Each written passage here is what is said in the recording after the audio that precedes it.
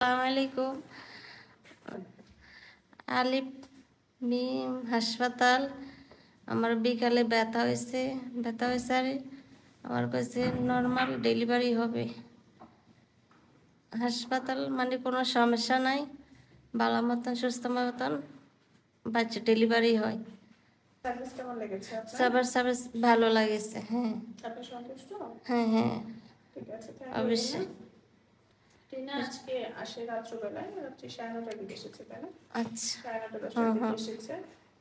ওর হালকা হালকা labour pain ছিল। আসার পর আমার সিস্টার জানানোর পর আমি এসে চেক করার পর যেটা দেখলাম যে হ্যাঁ, ওর ব্যথা ছিল, জ্বরের মুখ কিছুটা ফুলে গিয়েছিল।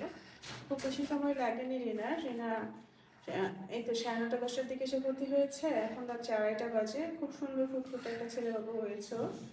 বাবুর ওজন হয়েছে 2 কেজি 800 গ্রাম। বাবু মাশাআল্লাহ আলহামদুলিল্লাহ খুবই ভালো আছে। মা বাচ্চা দুজনেই ভালো আছে, সুস্থ আছে। ওদের জন্য দোয়া করবেন।